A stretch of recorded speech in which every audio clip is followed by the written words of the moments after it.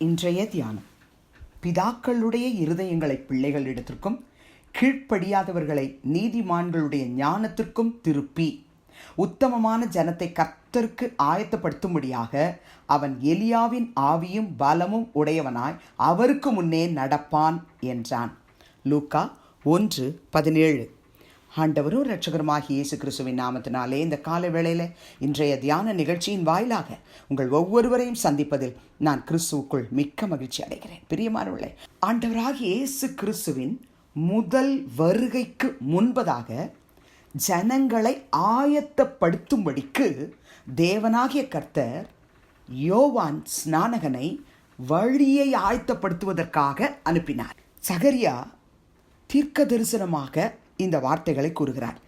எதற்காக யோவான் பிறக்கப் போகிறான் என்று சொன்னால், பிதாக்களுடைய இருதயத்தை பிள்ளைகளிடத்திற்கும் கீழ்ப்படியாதவர்களின் நீதிமான்களுடைய ஞானத்திற்கும் திருப்பி உத்தமமான ஒரு ஜனத்தை கர்த்தருக்கு ஆயத்தப்படுத்தும்படியாக தனக்கு பிறக்கப் போகிற மகனாகிய யோவான் ஸ்நானகனை குறித்து தீர்க்க தரிசனமாய் சொல்லப்பட்ட வார்த்தையை அவன் இங்கு சொல்லும் பொழுது, அவன் எலியாவின் ஆவியும் பலமும் உடையவனாய் கர்த்தராகிய இயேசு கிறிஸ்துவுக்கு முன்னே நடப்பான் என்று சொல்லுகிறார். ஆமென். கர்மாந்தவர்களே, ஆண்டவராகிய இயேசு கிறிஸ்துவனுடைய முதல் வருகைக்கு முன்பதாக ஒரு யோவான் ஸ்நானகன் ஜனங்களை ஆயத்தப்படுத்தும்படிக்கு, உத்தமமான ஜனத்தை கர்த்தருடைய வருகைக்கு ஆயத்தப்படுத்தும்படிக்கு அவன் முன்னால் வந்தான்.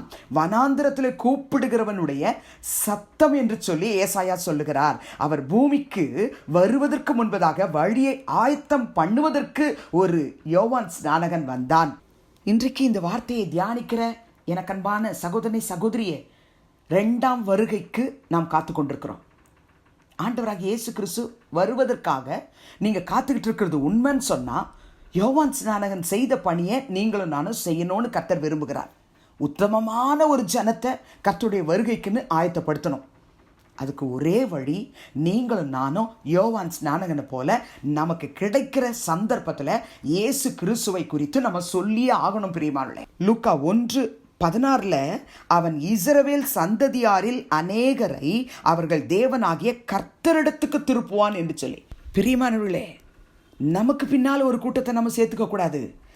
இஸ்ரவேலின் தேவனாகிய கர்த்தரிடத்துக்கு ஒரு கூட்ட மக்களை நம்ம திருப்பணும். பிரியமானவர்களே, யோவான் எழுதும்பொழுது 1ஆம் அதிகாரம் 13ஆம் வசனத்தில் அவர்கள் இரத்தத்தினாலாவது மாம்ச சித்தத்தினாலாவது புருஷனுடைய சித்தத்தினாலாவது பிறவாமல் தேவனாலே பிறந்தவர்கள் யார்?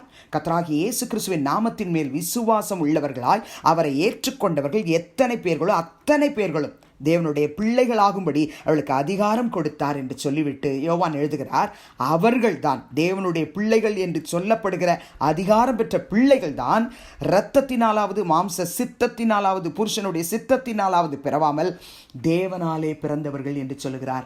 யோவான் 1ஆம் அதிகாரம் 23 முதல் 30 வரை உள்ள வசனத்தில் நீங்கள் வாசித்து பார்ப்பீர்கள் என்று சொன்னால், யோவானை குறித்து நாம் வாசிக்கிறோம். அவன் கர்த்தருக்கு வழியை செவ்வை பண்ணுங்கள் என்று ஏசாயா தீர்க்கதரிசி சொன்னபடியே நான் வனாந்திரத்திலே கூப்பிடுகிறவனுடைய சத்தமாயிருக்கிறேன் என்றான். பரிசேயர் வந்து யோவானிடத்திலே நீர் யார் என்று கேள்வி கேட்கும் பொழுதுதான், நான் கர்த்தருக்கு வழியை ஆயத்தம் பண்ணுகிறவன், செவ்வை பண்ணுகிறவன், நான் வனாந்திரத்தில் கூப்பிடுகிறவனுடைய சத்தம்.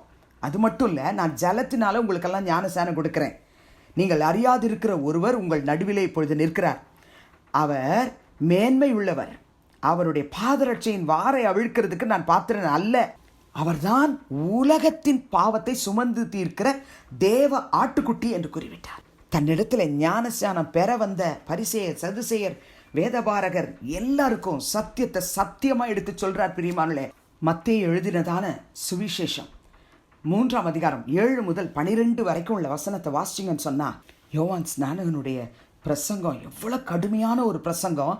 ஆனால் விரியன் பாம்பு குட்டிகளை போல வரும் கோபத்துக்கு தப்பித்து கொள்ள வகை காட்டினவர்களாய் வருகிறவர்களை பார்த்து அவர் சொல்லுகிறார், மனம் திரும்புதலுக்கு ஏற்ற கனிகளை கொடுங்க.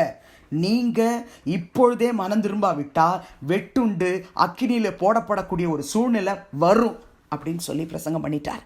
உத்தமமான ஜனத்தை கர்த்தருடைய முதல் வருகைக்கு ஆயத்தம் பண்ணின யோவான் ஸ்நானகன் ஜனங்களை திருப்திப்படுத்த அவர் பிரசங்கம் பண்ணல, மாறாக எலியாவின் ஆவியும் பலமும் உடையவனாய் ஆண்டவராக இயேசு கிறிஸ்துவுக்கு முன்னே வந்து நடப்பான் என்று சொல்லப்பட்ட தீர்க்க தரிசனத்தின்படி நடந்தார்.